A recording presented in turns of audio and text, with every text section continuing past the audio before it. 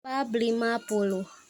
Iya, tidak apa, saya maklum kok, aku pun memaafkan si pelayan kafe tersebut. Setelah membayar, kami bergegas meninggalkan kafe tersebut untuk menuju ke tempat acara Ratna dan Bagas. Setelah hampir sampai dengan tempat tujuan, aku meminta Mas Andre untuk menghentikan mobilnya. Aku tidak ingin jika ada orang yang mengetahui kedatanganku saat diantar mobil mewah. Aku pun keluar dari mobil dan berjalan sendirian ke dalam hotel tempat acara lamaran berlangsung. Sesampainya di tempat acara, semua mata menuju padaku, bahkan temanku pun saling melirik satu sama lain. Mereka mungkin heran kenapa aku bisa keluar dari kafe tersebut. Bahkan, aku bisa membayar tagihan tersebut yang menurut mereka terbilang fantastis. Buat 2 porsi makanan dan minuman. Aku pun segera menghampiri mereka dan bergabung bersama. Anissa, bagaimana kamu bisa keluar dari kafe tadi? Bagaimana pula kamu bisa masuk ke sini? Sedangkan kamu kan tidak membawa surat undangan. Ranti bertanya kepadaku. Sepertinya dia sangat penasaran. Ia bertanya dengan kening berkerut, tanda kalau ia sangat heran. Iya, kenapa bisa Anissa? Dapat uang dari mana kamu Anissa? Sampai-sampai kamu bisa membayar makanan yang sangat mahal itu, tanya Rini. Rini bertanya karena ia juga tidak kalah penasarannya dari Ranti. Kamu pakai pelet ya Anissa, supaya kamu bisa dikasihani oleh ownernya. Setelah itu kamu minta dibebaskan dari pembayarannya, ya kan? Mia juga menanyakan hal yang menurutku aneh. Mereka semua malah menuduhku memakai pelet atau ilmu pengasihan untuk terbebas dari pembayaran makanan di kafe tersebut. Kalian kok ngomongnya sembarangan banget sih, bahasanya juga aneh-aneh begitu. Semua yang kalian tuduhkan tidak ada yang benar sama sekali serta tidak ada buktinya. Ucapan kalian semua bisa saja aku tuntut ya, karena kalian semua dengan sengaja telah mencemarkan nama baikku, serta ucapan kalian yang tidak menyenangkan. Hati-hati kalau berucap dan bertindak, karena sekarang ada undang-undang dasar tersebut. Semuanya tercantum, ada hukumannya. Aku mengingatkan mereka supaya tidak terus-terusan berkata jelek tentangku. Aku pun hanya seorang manusia yang sama seperti mereka, memiliki perasaan. Allah, gayamu Anissa, kamu pikir gampang jika akan melaporkan seseorang kalau tanpa bukti? Nanti berkacak pinggang sambil berkata seakan menantangku. Sudah, ayo fokus saja ke acara Ratna, acaranya sudah mau dimulai. Saran Adi, ia melerai perdebatan kami. Kami pun mengikuti saran Adi dan tidak lagi berdebat, tapi menonton acara lamaran Ratna dan Bagas yang sedang berlangsung. Aku salut kepada Bagas dan Ratna karena mereka rela menghamburkan uang demi gengsi dan nama baik. Padahal baru saja Bagas dan Ratna keluar dari kantor papa. Mereka pun sepertinya belum mendapatkan pekerjaan. Tetapi mereka melakukan semua ini supaya tetap kelihatan hebat. Mungkin Bagas dan Ratna mengeruk semua tabungan demi untuk melangsungkan lamaran mereka yang mewah. Selesai lamaran, kami pun menghampiri Bagas dan Ratna untuk mengucapkan selamat. Kebetulan aku mendapat antrian terakhir dari teman-temanku. Kini aku yang mendapat giliran untuk memberikan ucapan selamat kepada mereka berdua. Ratna, Mas Bagas, selamat ya. Acara lamarannya berjalan dengan lancar. Kalian berdua tinggal menunggu waktu saja untuk melaksanakan ijab kabul. Ucapku, aku memberikan mereka ucapan selamat sambil menyelami keduanya. Heh, Anissa, kenapa kamu bisa datang ke sini? Siapa yang mengundangmu? Tanya Ratna. Ratna berkata dengan nada yang tidak suka. Bahkan Ratna menghempaskan tanganku saat mengajaknya bersalaman. Loh, bukannya kamu mengundangku? Teman-teman yang bilang saat di grup WhatsApp semalam. Makanya aku menyempatkan datang untuk menghadiri acaranya. Mereka mengajakku untuk datang bareng ke sini. Kalau kamu memang tidak mengundangku serta tidak mengharapkan aku datang, ya sudah, aku akan pulang lagi kok, ujarku. Aku berkata sambil hendak pergi. Jangan pergi, Anissa. Aku minta maaf ya, Anissa. Ratna meminta maaf kepadaku.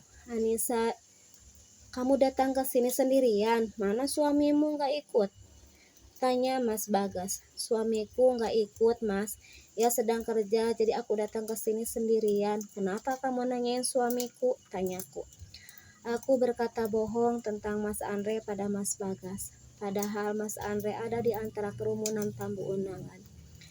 Gak apa-apa Anissa, bagus kalau begitu kamu bisa berlama-lama kumpul di sini bareng bersama teman-teman yang lain. Silakan dicicipi makanannya ya, ucap Ratna sopan. Baiklah, terima kasih ya Ratna. Sahutku berterima kasih. Aku pun kemudian ikut bergabung kembali bersama teman-teman yang lainnya. Tetapi pada saat aku akan menghampiri teman-temanku, dari arah belakang ada orang yang menyenggolku, dan prak, tabrakan pun tidak bisa dihindari. Aku bertabrakan dengan seorang pelayan laki-laki yang sedang membawa makanan serta minuman.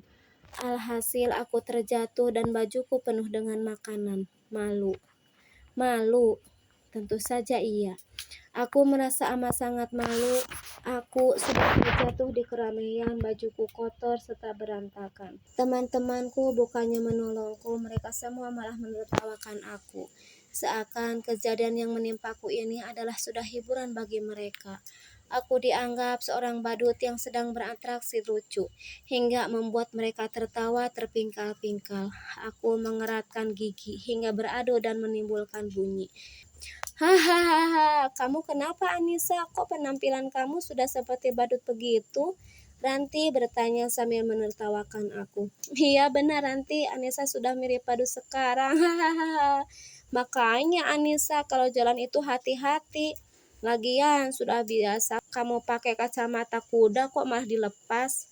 Pengen terlihat gaya segala sih, akhirnya kan seperti itu. Rasain kamu, ucap Riris. Mereka semuanya menggunjingku dan mencemoohku. Sini mbak, aku bantuin bangun. Si pelayan tadi berkata ia mau membantuku membangunkanku. Namun baru juga aku mau berdiri, pelayan itu didorong oleh teman-temanku. Alhasil kami berdua terjerembab.